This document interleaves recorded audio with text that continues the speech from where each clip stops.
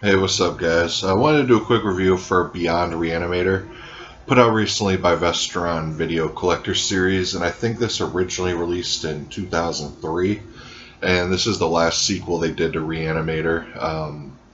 They never made one after this, surprisingly. I don't know why, because off rip, this is a really solid sequel. I don't know why they wouldn't have made another one since then, but this is obviously a lot later. This is my preferred sequel over Bride of Reanimator.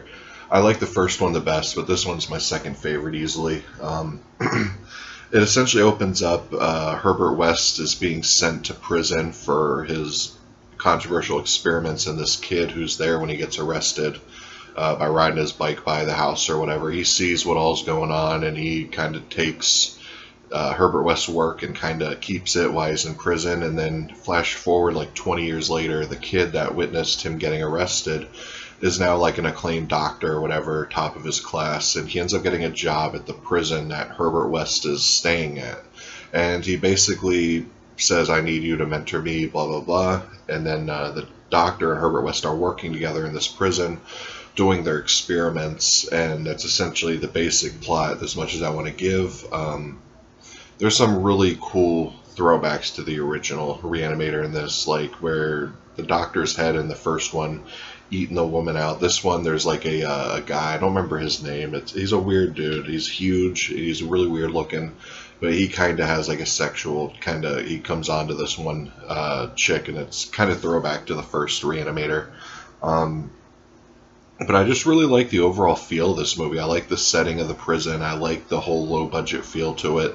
I do actually dig the guy who plays the new doctor, because Bruce Abbott obviously didn't return, but I like the new guy who kind of took his place.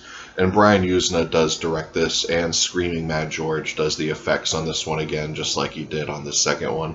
And the effect shots are amazing in this. Just the whole thing with the Spanish guy, I don't remember his name, but he gets cut in half and he's walking around all cut in half. Looks really badass.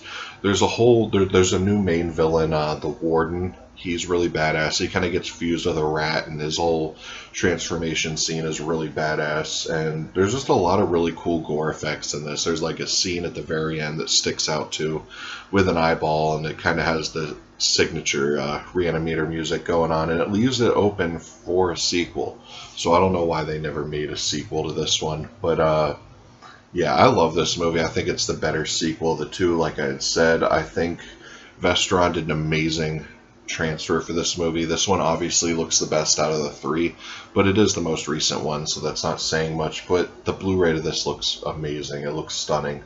The special features, there's an audio commentary with director Brian Usna, isolated score, an interview with director Brian Usna, Death Row Sideshow, an interview with Jeffrey Combs, 6 Shots by Midnight, an interview with this dude who's an author, he's a scholar of H.P. Lovecraft, production art gallery, still gallery, vintage electronic press kit featurette. And this is the best feature in my opinion, Dr. Reanimator, Move Your Dead Bones, which is a cheesy early 2000s Euro techno video. I can't believe they made this song for this movie and try to tie it in, because it doesn't fit the movie at all. It feels so out of place. The music video is incredibly goofy, but I'm really glad that they included it on this. You know, Vestron did an amazing job with this. The cover looks amazing and shiny. There's no reversible cover art. They do cheap out with that, and they use these terrible eco-friendly cases, which suck, especially when you're paying Vestron prices. But I'm really glad to add it to the collection. I'm glad every Reanimator's on Blu-ray now. What's his name? Jeffrey Combs is still okay enough to where he could do one more sequel probably. So it is a little annoying that they don't do another sequel. They really should. It would make a killing, I'm sure, money-wise. So yeah, that's my short review for Beyond Reanimator. I now have all the Reanimators reviewed on my channel, and there's a lot of reviews every day from here on out pretty much. So yeah, definitely get this. I can't give it a full recommendation, only because Vestron, for some reason, charge insane prices for their movies. So this movie was expensive. I think it was like 25 bucks. I wouldn't say it's worth $25 unless you're a huge horror fan, or you're a completist, or you want the whole Reanimator series or anything. But this isn't my favorite Vestron title, but I do enjoy it. There are a couple more Vestron titles I got to review in the upcoming weeks, but yeah, that's Beyond Reanimator. Awesome movie, awesome movie. Anyways, guys, peace.